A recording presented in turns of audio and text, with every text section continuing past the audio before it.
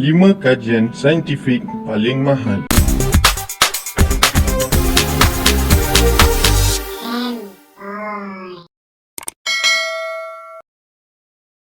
Sains dan penyelidikan sentiasa membuka jalan untuk dimensi baharu pada masa hadapan.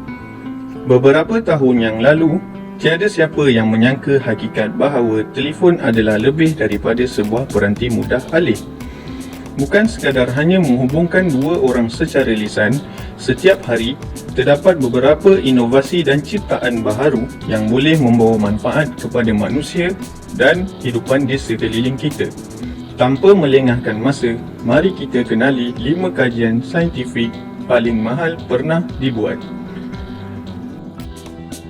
Nombor 5. ITER dikenali sebagai International Fusion Experiment. Ini pada asalnya dibiayai pada tahun 2006 dengan kos perjanjian sebanyak $12.8 bilion. Ia merupakan sebagai salah satu projek antarabangsa dan ia dibiayai oleh Kesatuan Eropah AS, China, India, Jepun, Rusia dan Korea Selatan. Kesatuan Eropah membayar 45% daripada kos dan Amerika Syarikat telah menyumbang kira-kira $2.4 bilion kepada projek ini. Apabila siap, ia akan menjadi tempat eksperimen fizik plasma kurungan magnet terbesar di dunia. Nombor 4. Projek Manhattan. Ia bermula pada tahun 1939 sebagai program penyelidikan kecil tetapi berkembang sehingga 130,000 orang pekerja dalam perlumbaan sengit untuk mencipta senjata nuklear. Ia terbukti berjaya dengan cara yang mengerikan.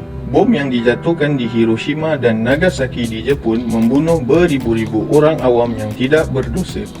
Peristiwa ini juga antara penyebab Jepun menyerah diri dalam Perang Dunia Kedua.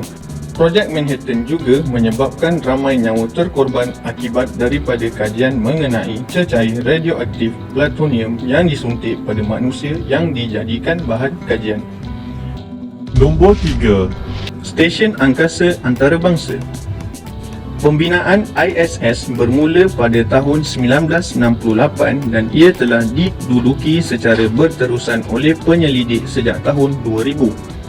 Jumlah kos pembinaan ISS adalah sekitar $150 bilion. Mengorbit bumi sekitar 16 kali sehari. 218 pejalan kaki angkasa telah dilakukan dari stesen angkasa seperti yang dilaporkan pada Ogos 2019.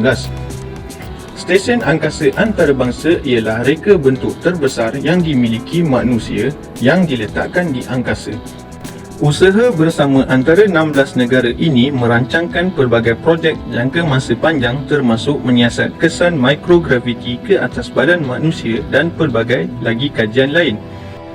Penyelidikan yang dilakukan di stesen angkasa antarabangsa bukan sahaja bermanfaat untuk angkasawan tetapi kepada manusia di bumi juga.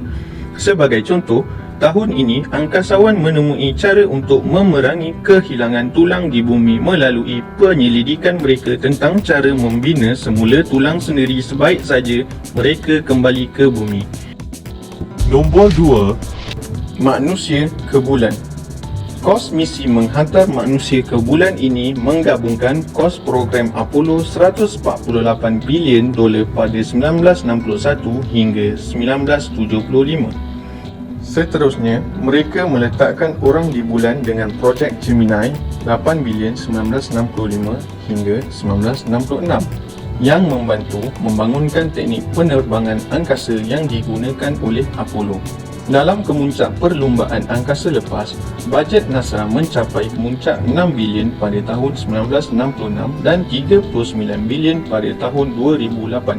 Iaitu 2% hingga 4% daripada hasil cukai Amerika Syarikat. Amerika Syarikat ketika itu sangat terdesak untuk menghantar manusia ke bulan kerana bersaing rapat dengan pihak Kesatuan Soviet. Soviet ketika itu sudah agak terkehadapan kerana program Sputniknya adalah yang pertama melancarkan satelit ke orbit. Nombor 1. Program kapal angkasa.